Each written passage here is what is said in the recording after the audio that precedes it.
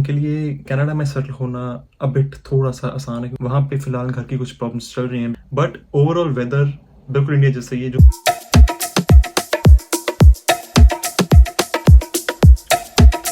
Canada या Australia, ये सबसे पहला सवाल होता है एक इंटरनेशनल स्टूडेंट के लिए जब वो बाहर पढ़ने के लिए सोचता है कि कौन सी कंट्री में उसको जाके पढ़ना चाहिए, कनाडा चूज़ करें या ऑस्ट्रेलिया चूज़ करें। अब इन दोनों कंट्रीज़ के अपने-अपने कुछ फ़ायदे हैं और अपने में कुछ नुकसान हैं। एंड इन दोनों चीज़ों को एक स्टूडेंट काफ़ी ज़्यादा डीपली एनालाइज़ करता है कि भई कैसे एक अच्छा डिसीजन लिया जाए बाहर पढ़ने का। तो आज इस वीडियो में हम डिटेल में बात करेंगे कि भाई कनाडा ज़्यादा बेटर है या ऑस्ट्रेलिया ज़्यादा बेटर है। क्योंकि मैं तो कभी कनाडा गया नहीं हूँ, तो उस केस में मैंने अपने 2 दोस्तों को कॉल किया। उनमें से एक को अराउंड 2 से ढाई साल हो गए कनाडा गए, एंड उनमें से दूसरा वाला जो था उसको अराउंड 6 महीने हुए हैं सिर्फ अभी कनाडा गए। तो उनमें से दोनों के हमें पॉइंट ऑफ व्यू मिल जाएगा कि भाई 2 से ढाई साल पहले कनाडा कैसा था और अभी 6 महीने पहले जो गया है कि अब का कनाडा कैसा है स्टूडेंट्स के लिए। All good. तो गाइस, सबसे पहली चीज़ हम स्टेप बाय स्टेप चलेंगे कि कौन सी चीज़ों में ऑस्ट्रेलिया बेटर है, कौन सी चीज़ों में कनाडा ज़्यादा बेटर है। तो सबसे पहली चीज़ जो है आती है दोस्तों, वो है डाइवर्सिटी। तो डाइवर्सिटी में दोस्तों बेसिकली ऑस्ट्रेलिया में अगर आप देखोगे तो काफ़ी ज़्यादा डाइवर्सिटी आपको ऑस्ट्रेलिया में मिल जाएगी।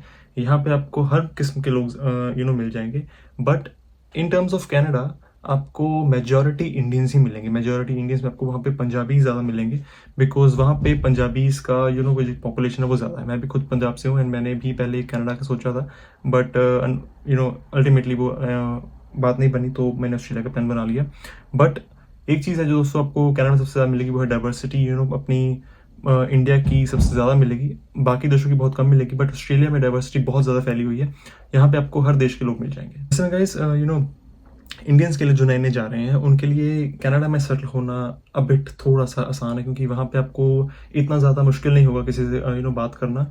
एंड आपके जितने भी आपके साथ के पढ़ रहे होंगे वो सारे के सारे इंडियंस ही होंगे मेजॉरिटी, एंड जिनके साथ आप काम कर रहे हो वो भी इंडियन ही होंगे मेजॉरिटी। सबसे ज़्यादा हाई चांसेस हैं।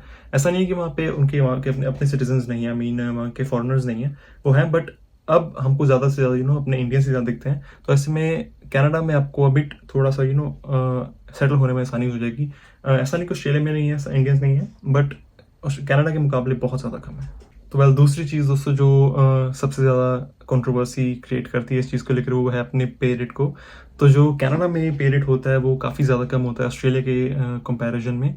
तो सबसे पहले तो मैं अपने उस फ्रेंड की बात करूँगा जो अभी भी रिसेंटली वहाँ पे गया है, एंड उसको अभी भी एक कुछ ही वक्त पहले जॉब मिली है, और अराउंड 3 से 4 महीने तक वो जॉबलेस था वहाँ पे, क्योंकि जॉब्स नहीं मिल रही थी वहाँ पे। एंड रिसेंटली उसको एक जॉब मिली है, एंड वो फिलहाल अपनी डोमिनोज पे जगह पे काम कर रहा है। एंड उसका जो फिलहाल पे रेट है वो वहाँ पे अराउंड $13 है। 1 घंटे का पे रेट है। एंड ये पे रेट को अगर आप सुनेंगे तो भाई काफ़ी ज़्यादा कम लगेगा अगर आप इसको ऑस्ट्रेलिया से कंपेयर करोगे, क्योंकि ऑस्ट्रेलिया में मिनिमम जो पे रेट होता है वो 20 से ऊपर का होता है। मिनिमम $20 होता है, पर उसके ऊपर का यूजुअली आपको मिलेगा एज अ स्टूडेंट। वैसे में जो स्टूडेंट्स कनाडा में बैठे हैं उनको ऐसा लगता है कि हमेशा भाई जो ऑस्ट्रेलिया में स्टूडेंट्स बैठे हैं वो हमेशा ऐश कर रहे होंगे, क्योंकि उनको पैसे वहाँ ज़्यादा बन रहे हैं। लेकिन वो ये चीज़ को ध्यान नहीं देते कि ऑस्ट्रेलिया में अगर पैसे ज़्यादा मिलते हैं तो यहाँ पे खर्चे भी उतने ही ज़्यादा करने पड़ते हैं। तो इस चीज़ में ये दोनों कंट्रीज जो है एक साथ चलती हैं। अगर कनाडा में पे रेट कम है तो वहाँ पे एक्सपेंसेस भी कम होते हैं एज़ कम्पेयर टू ऑस्ट्रेलिया, और अगर ऑस्ट्रेलिया में आपको पे रेट ज़्यादा मिल रहा है तो उसका एक्सपेंसेस भी हर चीज़ में ज़्यादा होते हैं। जैसे रेंट हो गया, ग्रोसरी रेट हो गया, ट्रैवलिंग का खर्चा हो गया, कोई भी चीज़ आपको यहाँ पे खरीदनी है इन कंपैरिजन कनाडा यहाँ पे आपको महंगी मिलेगी, क्योंकि यहाँ पे पे रेट भी ज़्यादा है। तो उसके बाद का दोस्तों जो पॉइंट आता है वो आता है घर को लेकर, क्योंकि भाई वहाँ पे कनाडा में रहने की फैसिलिटी कैसी है स्टूडेंट्स के लिए। तो फिलहाल जो अभी कुछ नए स्टूडेंट्स अभी भी गए हैं कनाडा में, उनके मुताबिक वहाँ पे फिलहाल घर की कुछ प्रॉब्लम्स चल रही हैं, बिकॉज एक काफ़ी ज़्यादा नेगेटिव इमेज वहाँ पे बनी हुई है स्टूडेंट्स को लेकर, कुछ पंजाबी स्टूडेंट्स को लेकर स्पेशली, कि वो घरों को उतना ज़्यादा clean and neat and clean नहीं रखते हैं, एंड वो उतना ध्यान नहीं रखते हैं घरों का। तो उस चक्कर में काफ़ी सारे लोग जो स्टूडेंट्स को पहले घर किराए पे देते थे अब वो उनको रेंट पे नहीं देते हैं। तो ऐसे में काफ़ी सारे स्टूडेंट्स को अपने दोस्तों के रहना पड़ता है, अपने रिश्तेदारों के यहाँ पे रहना पड़ता है। तो उस चक्कर में उनको काफ़ी ज़्यादा प्रॉब्लम आती है घरों को ढूंढने में। But in case of Australia यहाँ पे आपको घर की कोई ज़्यादा दिक्कत नहीं आती है, इन केस अगर आप एक घर खरीदने वाले हैं।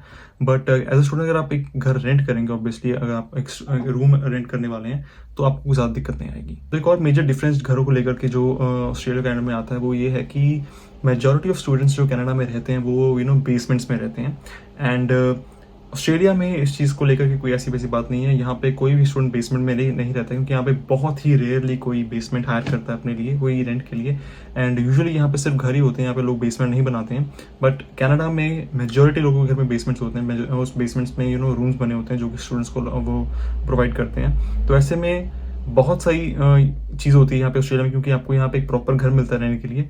बट ऐसा नहीं कि बेसमेंट्स रहने के लिए बुरे हैं, बट सिर्फ एक बेसिक डिफरेंस है कि वहाँ पे स्टूडेंट्स ज़्यादातर बेसमेंट्स में रहते हैं, यहाँ पर ज़्यादातर अपार्टमेंट्स या घर में रहते हैं। तो उसके बाद का जो डिफरेंस आता है वो है वहाँ के वेदर को लेकर। कनाडा में सभी जानते हैं कि भाई वहाँ पे ठंड ज़्यादा पड़ती है, बट ऑस्ट्रेलिया में दोस्तों जो वेदर है वो बिल्कुल इंडिया जैसा ही है। फ़र्क सिर्फ इतना है कि यहाँ पे जैसे जून और जुलाई में इंडिया में गर्मी ज़्यादा होती है, यहाँ पे जून और जुलाई के महीने में यहाँ पे ठंड ज़्यादा होती है। एंड वैसे ही जैसे इंडिया में दिसंबर जनवरी में ठंड ज़्यादा होती है, यहाँ पे दिसंबर और जनवरी में गर्मी ज़्यादा होती है। तो इन चीज़ों में यहाँ पे माहौल थोड़ा उल्टा है, बट ओवरऑल वेदर बिल्कुल इंडिया जैसा ही है। जून और जुलाई में जैसे गर्मी ज़्यादा हो जाती है, यहाँ पे भी गर्मी ज़्यादा होती है, बट ऐसा नहीं कि इंडिया में से ज़्यादा हो जाती, तो वो चीज़ नहीं आती। कनाडा में ठंड ज़्यादा रहती है सर्दियों में, बिकॉज वहाँ पे बर्फ़ वगैरह ज़्यादा पड़ती है, तो वहाँ पे रहना थोड़ा सा मुश्किल हो जाता है, काम करना थोड़ा मुश्किल हो जाता है ठंड के दिनों में। बट जो लोग काफ़ी टाइम से रह रहे हैं वो यूज्ड टू हैं, बट जो नहीं जाते हैं उनको इतनी आदत नहीं होती ठंड की। उसके बाद का सबसे बड़ा डिफरेंस जो आता है वो है टाइम डिफरेंस। कनाडा और इंडिया में टाइम डिफरेंस बहुत ज़्यादा है as compare to Australia. Australia में सिर्फ और सिर्फ जो गर्मियों के दिन होते हैं यहाँ पे 5.5 घंटे का डिफरेंस हो जाता है। एंड सर्दियों के दिनों में यहाँ पे 4.5 घंटे का डिफरेंस हो जाता है। ये 4.5 घंटे 5.5 घंटे आगे होता है इंडिया से, बट जो कनाडा है वो अराउंड 10 से 12 घंटे पीछे होता है इंडिया से। तो ऐसे में टाइम डिफरेंस थोड़ा सा ज़्यादा होता है कनाडा में, तो ये एक मेजर पॉइंट आता है। तो जो एक और पॉइंट अभी डिस्कस करने वाला हूँ वो मुझे उन्हीं 2 स्टूडेंट्स ने बताया जो मेरे फ्रेंड्स वहाँ पे रहते हैं। जो 2-2.5 साल पहले गया उसका भी यही कहना है, और जो 6 महीने पहले गया उसका भी यही कहना है। एंड उसका कहना ये है कि वहाँ पे कनाडा में as compare to Australia crime थोड़ा सा ज़्यादा है। ऐसा नहीं है कि ऑस्ट्रेलिया में क्राइम नहीं होते, यहाँ पे भी होते हैं, बट यहाँ पे बहुत ही रेयर केस में होते हैं। कनाडा में क्राइम्स थोड़े से ज़्यादा होते हैं। वहाँ पे पुलिस को इतना ज़्यादा स्टूडेंट्स कई कई सारे मैंने वीडियोस देखे हैं। वहाँ पे जो कई लोग हैं, काफ़ी सारे इंडियंस हैं, वो पुलिस के साथ काफ़ी ज़्यादा तरह से मिसबिहेव करते हैं। एंड उस चीज़ में वो काफ़ी ज़्यादा एक गलत इमेज पोर्ट्रे करते हैं इंडियंस की वहाँ पे। ऐसे में एक गलत माहौल बनता है वहाँ पे रहने का। जो नए स्टूडेंट्स जाते हैं वो डरते हैं वहाँ से, बिकॉज उनको ये चीज़ों की बिल्कुल भी आदत नहीं है। ऐसे में उन्होंने काफ़ी सारी चीज़ें सुनी होती हैं कि भाई वहाँ पे बिल्कुल शांत माहौल है, तो ऐसा नहीं है जो मैंने मुझे सुनने में आया है। मैंने काफ़ी सारी वीडियोस भी देखी हैं रिसेंटली। एंड वहाँ पे कुछ 3 से 4 लोग थे, वो घर का दरवाज़ा बहुत ही ज़ोर से तोड़ रहे थे। एंड अगर आपने वीडियो देखी होगी तो मैं डाल दूंगा, मुझे वो वीडियो वापस से मिली तो। एंड वो चीज़ काफ़ी ज़्यादा डरावनी थी, क्योंकि ऐसे में कनाडा में जो नए स्टूडेंट जाते हैं वो भी डरते हैं कि भाई वहाँ पे माहौल ज़्यादा सेफ नहीं है। तो वेल इस मामले में दोस्तों ऑस्ट्रेलिया थोड़ा सा ज़्यादा बेटर है कनाडा से, क्योंकि यहाँ पे क्राइम रेट थोड़ा सा कम है, बिकॉज यहाँ पे जो पुलिस का प्रभाव है लोगों पर वो काफ़ी ज़्यादा है। यहाँ की पुलिस थोड़ी सी ज़्यादा सीरियस है इन चीज़ों को लेकर के। एंड ऐसे छोटे मोटे क्राइम जो चोरी हो गया, मारपीट हो गई, ऐसे छोटे मोटे क्राइम्स यहाँ पे होते रहते हैं, बट बहुत बड़े स्केल पर नहीं होते। तो जो लास्ट वाला पॉइंट में सबसे बड़ा डिस्कस करने वाला हूँ वो ही है एक मेन रीज़न जो सबसे ज़्यादा स्टूडेंट्स को कनाडा की तरफ खींचता है, वो है परमानेंट रेजिडेंसी यानी कि पीआर। तो कनाडा में ये चीज़ बिल्कुल सच है कि भाई कनाडा में पीआर सबसे ज़्यादा जल्दी मिलती है as compare to Australia, because Australia में अराउंड 6 से 7 साल मिनिमम लग जाते हैं अगर आप पीआर के लिए अप्लाई करते हो। It depends upon the course कि आप कौन सा कोर्स लेते हो। कुछ कोर्स ऐसे हैं जहाँ पे जल्दी पीआर हो जाती है, उसके बारे में मैं एक डिटेल वीडियो बना रखी है, आप यहाँ पे आई बटन में जा चेक कर सकते हैं जा करके। बट बाकी के जो कोर्स हैं उनमें 6 से 7 साल मिनिमम लग जाते हैं कभी कभी। बट कनाडा में ऐसा सिचुएशन बिल्कुल नहीं है। कनाडा में मिनिमम 5 ईयर्स में आपको पीआर हो जाती है, कभी कभी ज़्यादा लग जाते हैं, कुछ सर्कमस्टांसेस ऐसे हो जाते हैं। बट ऐसे में कनाडा में सबसे ज़्यादा जल्दी पीआर होती है ऑस्ट्रेलिया के मुकाबले। तो वेल अब ओवरऑल कंक्लूजन क्या है? बेसिकली अब ओवरऑल मैंने ये कंक्लूजन निकाला कि भाई Canada is not a bad country at all, but वहाँ की सिचुएशंस कुछ ऐसी हो गई हैं, वहाँ के अब हादसे कुछ ऐसे होने लगे हैं वहाँ पे कि अब वहाँ पे रहना स्टूडेंट्स के लिए थोड़ा सा मुश्किल हो गया, क्योंकि जो आज के स्टूडेंट्स वहाँ पे जा रहे हैं उनको कितने महीनों तक जॉबलेस रहना पड़ता है, बिकॉज वहाँ पे जॉब्स की अवेलेबिलिटी इतनी ज़्यादा नहीं है। एंड अगर उनको जॉब मिल भी जाती है तो उनको वहाँ पे एक पे रेट बहुत ही कम मिलता है। एंड मोर ओवर जो उनको वर्किंग आवर्स वहाँ पे मिलते हैं वो बहुत ही कम रहते हैं। मुझे भी सुनने में कुछ दिन पहले आया था कि भाई वहाँ पे एक लड़का कुछ टाइम पहले गया है, एंड उसको सिर्फ और सिर्फ 10 घंटे पर वीक मिल रहे हैं। 10 घंटे सिर्फ एक हफ्ते में 10 घंटे काम मिल रहा है, एंड सुनने में बहुत ज़्यादा कम है।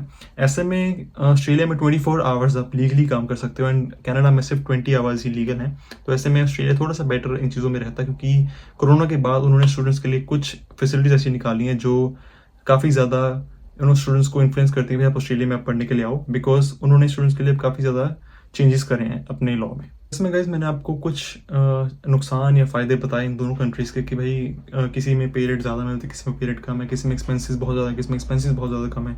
तो ऐसे में ये अब आपका डिसीजन है कि भाई आप कौन सी कंट्री में जाना चाहते हो एट दी एंड।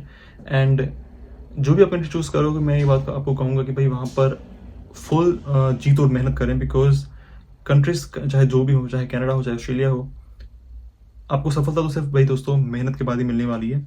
ये बहुत ही मैंने एक मोटिवेशन लाइन बोल दी है, बट ओवरऑल जो अपनी भाषा में बताऊं कि भाई मेहनत तो करनी पड़ेगी। ऐसा नहीं कि भाई किसी कंट्री में अगर आपको पैसे ज़्यादा मिल रहे हैं तो आपको मेहनत कम करनी पड़ेगी, ऐसा नहीं है। तो मेहनत बराबरी की दोनों कंट्रीज़ में है, दोनों कंट्रीज़ में स्ट्रगल बराबर का है, टाइम बराबर का मिलता है। एंड हो सकता है आप कनाडा में जल्दी सेटल हो जाओ, बिकॉज वहाँ पे पीआर थोड़ी सी जल्दी मिल जाती है, बट ओवरऑल जो टाइम आप लोगे वो टाइम आज के टाइम में थोड़ा सा ज़्यादा स्ट्रगल आपको करना पड़ेगा, बिकॉज वहाँ पे आज के टाइम के जो स्टूडेंट्स जा रहे हैं उनको थोड़ी सी दिक्कतें ज़्यादा आ रही हैं। तो ऐसे में आप ऑस्ट्रेलिया कंसिडर कर सकते हो, बट अगर आपके पास कोई रिश्तेदार अपने फ्रेंड्स कनाडा में रहते हैं और वो आपको हेल्प करने के लिए तैयार है किसी चीज़ में, तो Canada is the best option for you guys. So I guess मैंने काफ़ी सारे पॉइंट्स इस वीडियो में आपके साथ डिस्कस कर लिए, एंड आपको एक ओवरऑल मैंने पिक्चर दिखा दी कि भाई कनाडा में कैसा सिचुएशन है और ऑस्ट्रेलिया में कैसा सिचुएशन है। एंड आई होप कि आपको इस वीडियो में काफ़ी ज़्यादा इन्फॉर्मेशन मिली होगी। अगर आपको मिली है तो इस वीडियो को लाइक करो, चैनल पर सब्सक्राइब करो, मैं ऐसी वीडियोस आपके लिए लेके आता रहता हूँ। Until then take care, good bye and have a good one guys.